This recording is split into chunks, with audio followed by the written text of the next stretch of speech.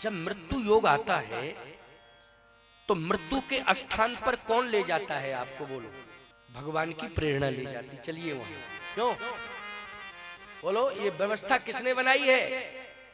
परमात्मा की व्यवस्था है, विधि का विधान। कहते नहीं साहब विधि का विधान था इसलिए पहुंचे, नहीं तो पहुंचने के चांस ही नहीं थे, लेकिन पहुंचना पड़ा। और पहुंचना पड़ा तो ये विडंबना हुई कि वहां मरना पड़ा। विधान बना है, भगवान ने पहुंचाया है। इसलिए कोप भवन के दरवाजे अपने आप खुल गए, क्योंकि कोप भवन इसलिए बना है कि निश्चित रूप से महाराज श्री दशरथ की मृत्यु का योग वहीं लिखा हुआ है। क्योंकि श्रवण के माँ बाप ने श्राप दिया है। बोलो दिया है कि नहीं श्राप? और जब श्राप दिया है तो किस विधि से प्राण त्यागोगे, इसके लिए स्थान भी निश्चित कर दिया है। समझ रहे हो नहीं? स्थान निश्चित कर दिया। और समय आने पर अपने आप दरवाजे खुल गए कि नहीं खुल गए? दरवाजे खुल गए अपने आप, और केकई प्रवेश कर गए। महाराज जैसे ही निकल के आए राजभवन से, देखो यहां आज के दिन परिवर्तन कर दिया महाराज ने। चर्चा कर रहा था मृत्यु योग, इसी पर चर्चा हो रही थी ना, मृत्यु योग। आज मृत्यु योग वो स्थल आ गया है जहां श्रवण के माँ बाप ने श्राप दिया है महाराज दशरथ को कि तुम्हारी मृत्यु होगी, इस विधा से होगी, इस तरह से होगी, इस स्थान पर होगी। वो स्थान आ गया। महाराज ने परिवर्तन किया। आज के घटनाक्रम में क्या परिवर्तन? महाराज का नियम था हृदय भगतमति सारंग पानी। बहुत बड़े भक्त हैं श्री रंगनाथ भगवान के महाराज श्री दशरथ। जब राज्यसभा में जाते थे तो रंगनाथ जी को प्रणाम करके जाते थे, और राज्यसभा से जब कार्रवाई करके लौटते थे तब रंगनाथ जी को प्रणाम करते थे। प्रणाम करके ही आते थे, जाते समय और आते समय। ये नियम था महाराज का। वो प्रणाम करके ही जाते थे और प्रणाम आते समय प्रणाम करके ही महल में प्रवेश करते थे। पहले मंदिर जाते थे, लौटते समय भी मंदिर, जाते समय मंदिर। लेकिन आज महाराज ने परिवर्तन कर दिया। क्या? जैसे ही राज्यसभा से निकले तो सांझ समय सानंद नृप गए के कई गे। महाराज इतने प्रसन्न हैं कि उन्होंने पूरे अवधपुर वासियों का समर्थन ले लिया है। सबके उर अभिलाष है, कहे मनाए महेश, आप अछत युवराज पद रामई देव नरेश। इतने प्रसन्न है महाराज, उन्होंने कहा काल ही देव राम जब राजू, कल ही राम को राजा बनाऊंगा। कल काल ही देव, अब जल्दबाजी, काल ही देव, कल ही राम को राजा बनाऊंगा। ये प्रसन्नता लेकर के जा रहे हैं कहां? केकई के पास। जबकि ये प्रसन्नता लेके जाना चाहिए था भगवान के पास। किसके पास? भगवान के पास। मन का मनोरथ चाहे जितना प्रिय तुम्हारा क्यों ना हो, एक बात और सुन लो, चाहे जितना प्रिय तुम्हारा क्यों ना हो, लेकिन मन में अगर मनोरथ है तो जब तक पूरा ना हो जाए तब तक किसी को बताना नहीं चाहिए। और यदि बताना है तो पूर्ण करने के पहले परमात्मा को बता सकते हैं आप कि मेरे मन में ऐसी बात आ रही प्रभु, अब आप निर्णय दो मैं क्या करूं। समझ रहे हो बात का? नहीं बताना है तो किसे बताना? पहले तो किसी को बताना नहीं चाहिए। और बताना है तो किसे बताना है? पहले जल्दी बोलो। है? हाँ, अब बात समझ में आई। बताना है तो सबसे पहले बताना किसको? भगवान को। तो महाराज ने मार्ग बदल दिया, अपने विचार बदल दिए, क्योंकि वो मृत्यु योग जुड़ गया ना, समय आ गया था। साँझ समय सानंद नृप गए के कई गे।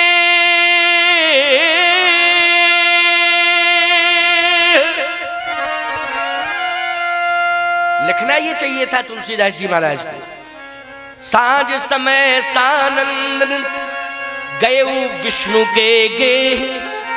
विष्णु के गए मानी मंदिर गए।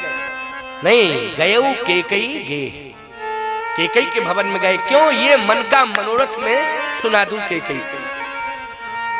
इसका मतलब है कि ये योग बनता जा रहा है ना, मृत्यु योग बनता जा रहा है, सीधी सी बात। राम कीन चाहे सोई होई, करे अन्यथा आश नहीं कोई। महाराज जैसे ही केकई के भवन में पहुंचे, और वैसे संधि काल में, सांझ समय लिखा है, संधि काल में नियम क्या होना चाहिए? संधि काल में कभी भी किसी भी व्यक्ति को पत्नी के कक्ष में नहीं जाना चाहिए, बल्कि पत्नी के सहित मंदिर जाना चाहिए। पत्नी के सहित कहां जाना चाहिए संधि काल में? मंदिर। और बन सके तो बच्चों को साथ ले जाओ, बच्चों को, परिवार को, पूरे परिवार को साथ ले जाओ। कहां? संधि काल में भगवान के मंदिर में दर्शन करने जाना चाहिए, ये नियम है। लेकिन मंदिर छोड़ करके महाराज जा रहे हैं, मंदिर साइड में है। साँझ समय सानंद नृप गयऊ केकई गे। जैसे ही पहुंचे तो मंथरा बैठी बैठी रो रही है, केकई तो वहां है ही नहीं, मंथरा बैठी बैठी रो रही है। अब मंथरा जैसे बैठी बैठी रो रही थी तो महाराज तो प्रसन्नता लेके गए, लेकिन वो नौकरानी बैठी है, दासी, वो रो रही है।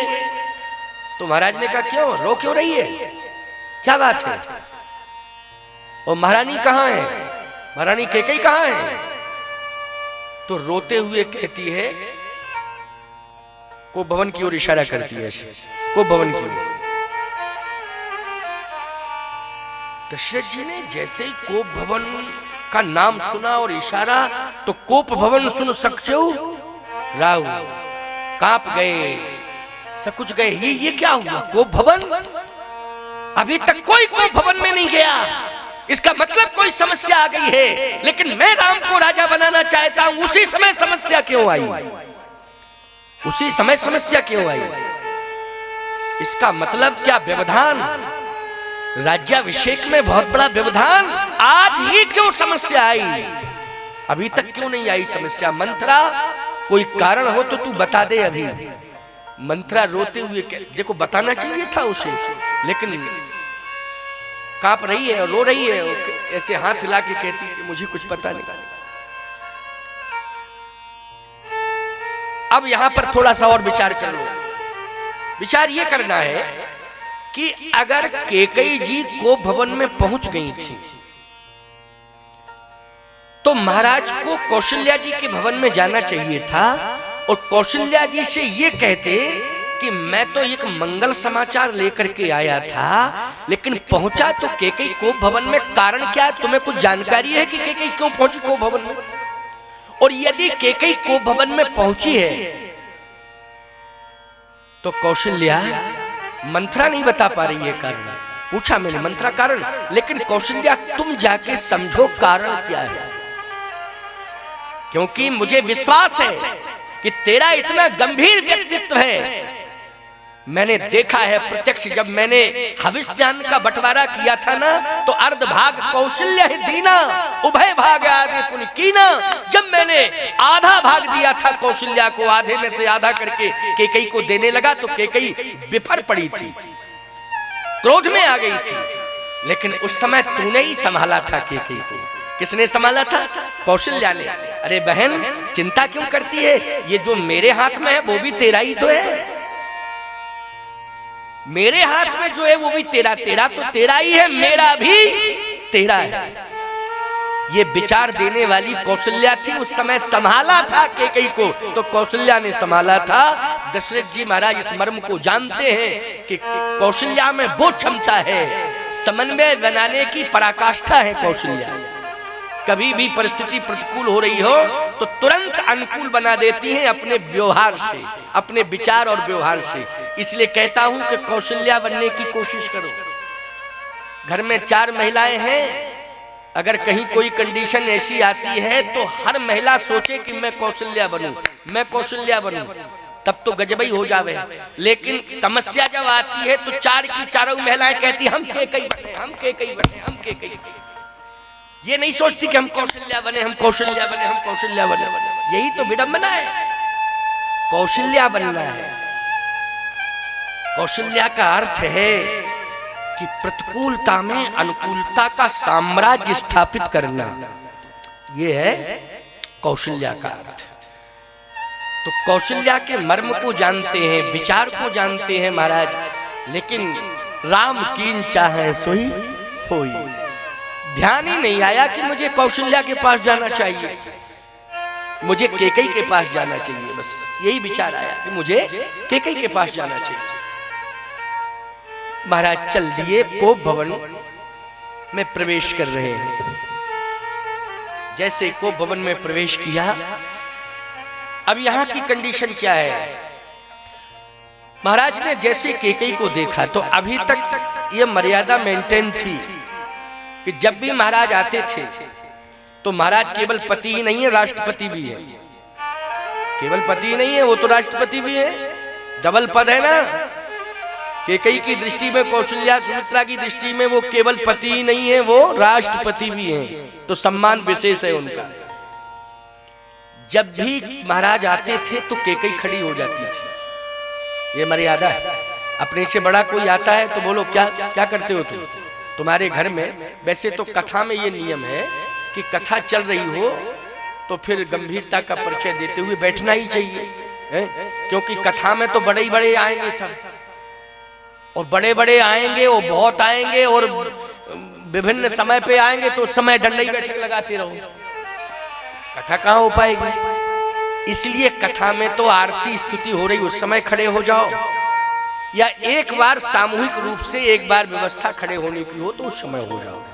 बार बार खड़े होने की, कथा की बात तो ना रहा, कथा में बार बार खड़े होने की परंपरा नहीं है। लेकिन घर में यदि तुम हो, कोई बड़ा आ जाए तो फिर तुरंत खड़े हो जाओ। आइए आइए आइए आइए, बैठिए बैठिए, जलपान कराओ, स्वागत करो, कुशल क्षेम पूछो, ये धर्म कहता है।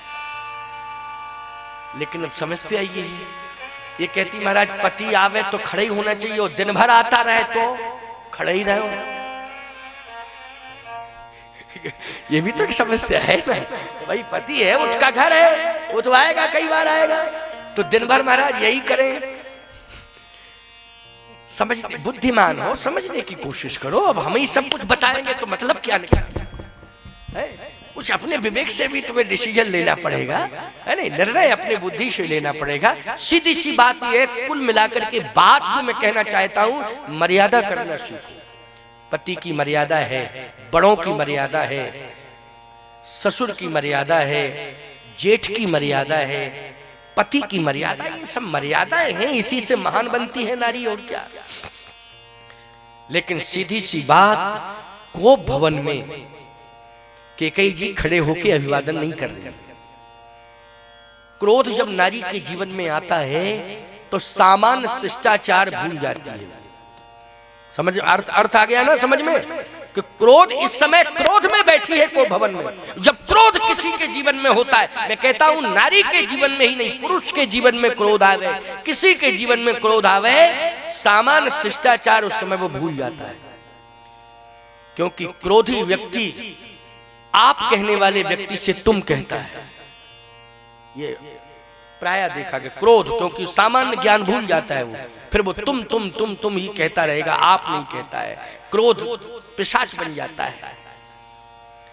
इसलिए पहले तो क्रोध को नियंत्रित करो। क्रोध ज्यादा आए जीवन में तो ये समझ लेना चाहिए कि बहुत बड़ी क्षति होने वाली है।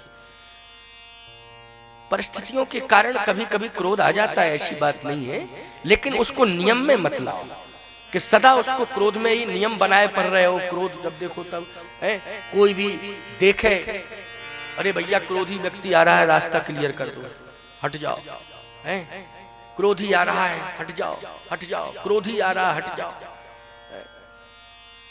व्यक्ति हट तो जाता है, लेकिन सामने अगर पड़ जाता है क्रोधी के, तो फिर वो यही कहता है, बाबूजी बहुत दिन बाद दर्शन हुआ, आज तो आनंद आ गया है, क्योंकि आप कभी मिलते नहीं हैं, वो मिल गए हैं तो कहेगा, वो जब निकल जाएगा वो फिर पीछे मुड़ के देखेगा, कहेगा भगवान बहुत बड़े दुष्ट का दर्शन हो गया, आज दिन कैसा व्यतीत होगा। क्या फायदा है, ऐसा व्यवहार क्यों बना रहे हो पिशाच जैसा। पूरे नगर में दुष्प्रचार हो रहा है आपके स्वभाव का, बहुत क्रोधी है, स्वभाव बदलो। आपको सरल होना है, मृदु होना है। देखो फिर सम्मान में झड़ी लग जाएगी, पल पल पर सम्मान आपको मिलेगा। और यदि क्रोध होगा तो अनादर होता रहेगा, इसलिए परिवर्तन करो। लेकिन आज परिस्थितियों के कारण कैकेयी को क्रोध आया। ऐसी बात नहीं कि हमेशा क्रोध करती है, परिस्थितियों के कारण क्रोध आया। को भवन में क्रोध लिए बैठी है, महाराज जैसे पहुंचे तो अभिवादन नहीं किया। महाराज ने पास में जाकर के कहा, कहीं हे तू रानी ऋषानी, हे रानी तुम जो ऋषानी बैठी हो कारण बताओ, कारण बताओ, मैं तुम्हारा कारण सुनूंगा, लेकिन क्रोध मत करो। यह भी पति का अच्छा व्यवहार है कि पत्नी से बहुत ठंडे मस्तिष्क में बात कर रहा है, कह रहा कि कारण बताओ, क्रोध नहीं करना चाहिए, कारण बताओ, बात क्या है। ये इस तरह की विचारधारा भी होनी चाहिए। इस प्रसंग से ये भी शिक्षा मिल रही है, ये नहीं कि पत्नी में आया क्रोध और तुम लाठी लिए घूमते फिर रहे। महाभारत भी फेल हो जाएगा उस समय, याद रखना, वो कंडीशन आ जाएगी। और महाभारत में तो उस समय मुकदमा दर्ज नहीं होता था, आज तो एक एक मिनट में कौन सी गाड़ी आती है वो डायल करो, क्या नंबर 100, देखिए चौरसिया जी कह 100 डायल करो, वो तुरंत जो है 1 मिनट नहीं लगेगा, हाय हाय हाय हाय हाय टगे चले गए। कहाँ गए, बोले गए, अब जमानत कराते फिरो। इसलिए संतुलन बना के चलो। सम्मान कैसे तुम्हारा बचे, सम्मान आज एक बात और बताएं, सम्मान को बढ़ाना नहीं है, बना बनाया रखाना है।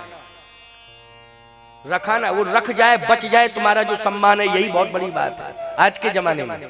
सम्मान बढ़ाने के चक्कर में तो पढ़ोगे तो बहुत एक से एक फिर रहे हैं पीछे, लेकिन जो रखा है सम्मान सुरक्षित है, उसको बचा के रखिए, बस इतना ही पर्याप्त है।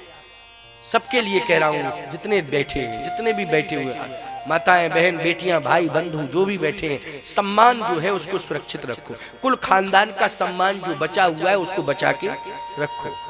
वो छोटी सी गलती के कारण कहीं ऐसा ना हो कि वो समूल नष्ट हो जाए, सम्मान ही सदा सदा के लिए नष्ट हो जाए, व्यक्ति का और खानदान का। ऐसा नहीं करना है। राम कथा का मंच आपको प्रेरणा दे रहा है। दशरथ जी ने कहा रघुवंश का खान, रघुवंश की मर्यादा, रघुवंश का सम्मान, इक्ष्वाकु वंश का सम्मान, सूर्य वंश का सम्मान सुरक्षित रहे, इसके लिए मैं कैकेयी से विनम्रता पूर्वक बात करूंगा। कहे हे तू रानी ऋषानी, हे रानी बताओ तुम क्यों क्रोध कर रही हो, कारण बताओ। कैकेयी ने कहा कारण बताऊंगी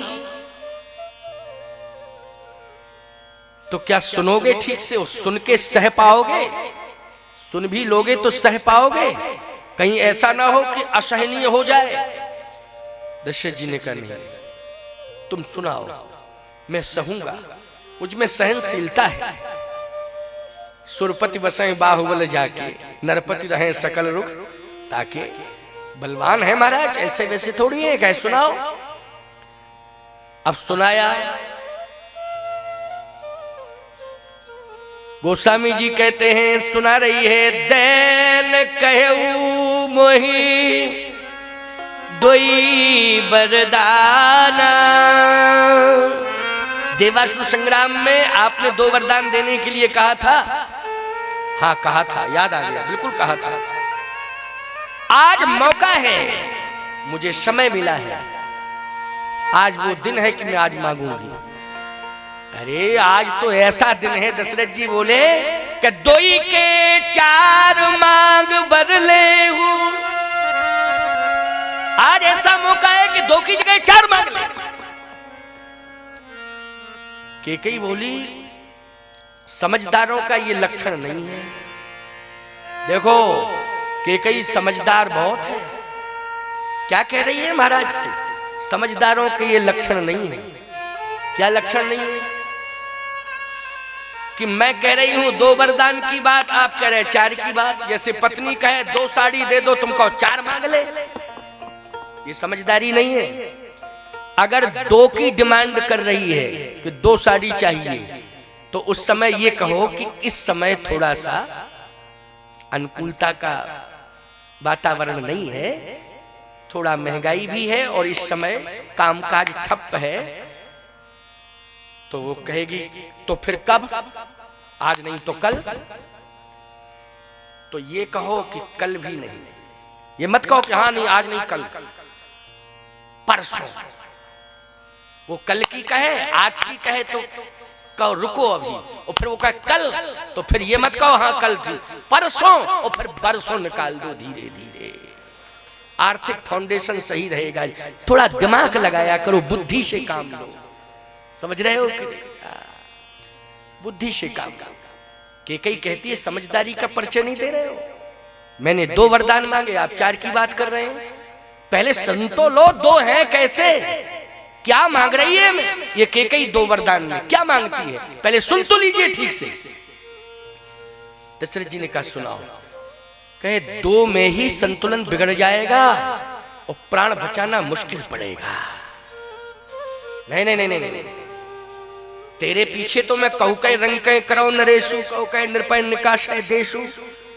तेरे पीछे तो मैं सब कुछ कर सकता हूं। कहे नहीं, पहले सुन लीजिए। दैन कहू मोए 2 वरदान। 2 वरदान देने के लिए आपने देवासुर संग्राम में कहा था। हाँ, उसके बदले में आज मैं मांग रही हूं। पहले वरदान के बदले में सुनहु प्राण प्रिय। सुनो प्राण प्रिय। अच्छा बोलो, बोल रही है, संबोधन कर रही है, प्राण प्रिय कह के संबोधित कर रही है, प्राण प्रिय।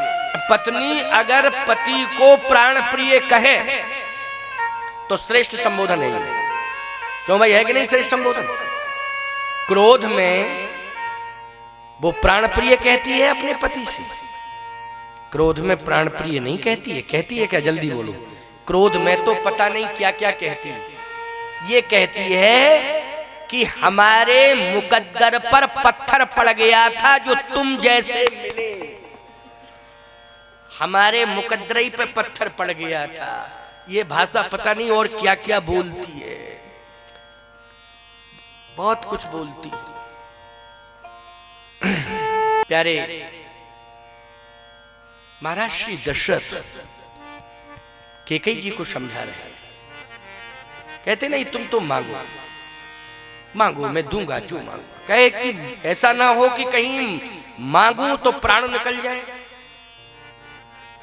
मांग भी संयमित संतुलित हो। ऐसी मांग ना हो कि पति को ऊपर जाना पड़े।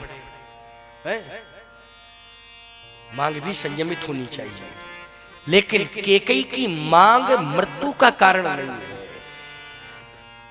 गलत अर्थ नहीं करना चाहिए। केकई की मांग मृत्यु का कारण नहीं है। श्रवण के माँ बाप का श्राप मृत्यु का कारण है। क्यों? इसलिए कि मरने वाला अंतिम बयान जिसके लिए दे जाए और जिसका नाम या जिस घटना से जोड़ के जाए, बोलो ईमानदारी से वही प्रमाणित माना जाता है कि नहीं माना जाता है? चाहे जितने 100-200 लोग प्रभावित हो रहे हैं उस घटनाक्रम से, लेकिन नहीं, मरने वाले का बयान मुख्य माना जाता है। अब दशरथ जी महाराज का मृत्युपूर्व बयान जो है उस बयान को हमें मानना पड़ेगा। हम अपने मन से नहीं कह सकते कि वो तो केकई ने ऐसा किया, केकई के कारण। मृत्युपूर्व बयान क्या है, जरा इस पर विचार कर लो। ये स्पष्टीकरण दे करके ही आज इस प्रसंग को विश्रामित करूंगा, क्योंकि 6:45 बज गया है। 6:45। आओ सुनो।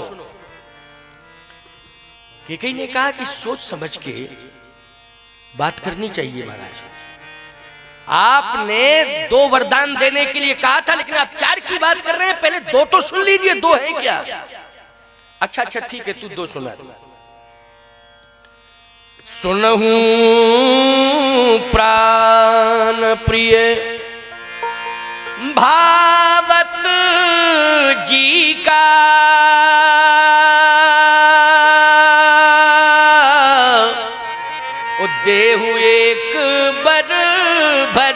नहीं टीका, दूसर बर्मा गहु कर जोरी, पुरवहु नाथ मनोरथ मोरी। तापस वेश विशेष उदासी, और 14 बरस राम बनवासी। पहला वरदान भरत को राजा बनना है, और दूसरा जो वरदान राम को बन जाना है। बस इसके अलावा कोई बात नहीं होगी, कोई चर्चा नहीं होगी। महाराज रोते हुए गिर पड़े। जैसे गिरे थोड़ा होश आया, कहा सुनो मेरी बात के कहूं स्वभाव न छल मन माही,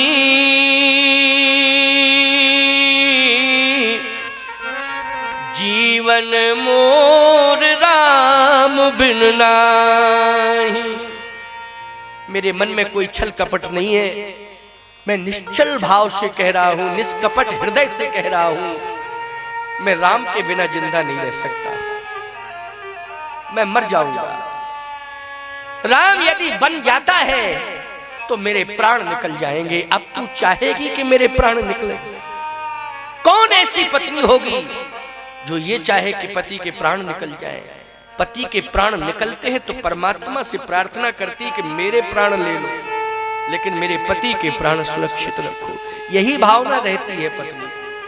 लेकिन कौन ऐसी कैकेयी पत्नी होगी जो ये चाहेगी कि पति के प्राण निकल जाए? कैकेयी जी ने कहा महाराज, प्राण कोई किसी के लेता नहीं है। प्राण जाने का संबंध प्रारब्ध से है। बोलो किससे है? प्रारब्ध से है। जब प्राण जाने का समय आता है तो लोग करोड़ों रुपया खर्च कर देते हैं, अरबों रुपया खर्च कर देते हैं। जब देश के मेडिसिन पर भरोसा नहीं रहता है तो अमेरिका की ओर भागते हैं, लेकिन वहां से भी वो रिटर्न हो जाते हैं। वहां के लोग जवाब दे देते हैं कि हमारे बस से परे है। तो फिर क्या होगा? कहे अब ऊपर वाला जाने। इसका मतलब है कि प्राण किसके हाथ में है? जल्दी बोलो। ऊपर वाले के हाथ में है। बोलो है कि नहीं? वो चाहेगा वैसा ही होगा। तो कैकेयी जी कहती है कि ये बात आप मत कहो कि मैं प्राण ले रही हूं। मैं कौन होती हूं आपके प्राण लेने वाली? जब बचाने वाला बचा रहा है तो मैं कौन होती हूं प्राण लेने वाली? ये प्राण लेने का संबंध मुझसे नहीं है, वो विषय अलग है। लेकिन मैं तो वरदान मांग रही हूं। आप देन कहे मुझे दो वरदान। उसके लिए आप क्या सोच रहे हैं? दशरथ जी ने कहा एक संशोधन कर लो इसमें। क्या? भरत को राजा बना दिया जाए और राम को अयोध्या राज्य जहां तक है, लास्ट सीमा में, अयोध्या राज्य की लास्ट सीमा में, राज्य के अंदर ही राम को 14 साल के लिए वनवासी भेष में रख दिया जाएगा। और 14 साल तक, क्योंकि राज्य ऐसा थोड़ी है कि 10-5 किलोमीटर में ही था। क्यों भाई? राज्य बहुत बड़ा था अयोध्या का। राज्य में वन भी होता है कि नहीं? पहले जो राज्य थे सबसे ज्यादा वन ही थे। अब तो वन काट दिए गए। वन तो आज भी हैं, लेकिन आज भी वन कटते चले जा रहे हैं। जहां जहां राज्य थे वहां वन संपदा थी कि नहीं थी? थी, लेकिन नष्ट की गई है। अयोध्या राज्य में भी वन संपदा है। अगर तू राम को वन ही भेजना चाहती, वन में रखना चाहती है, तो राम को मैं 14 साल तक अयोध्या राज्य की सीमा के अंदर जो वन आता है उसमें एक झोपड़ी बना दूंगा और राम को कह दूंगा मेरा राम आज्ञाकारी है, वो 14 साल गुजार लेगा, लेकिन राम को अयोध्या की सीमा से बाहर मत भेज।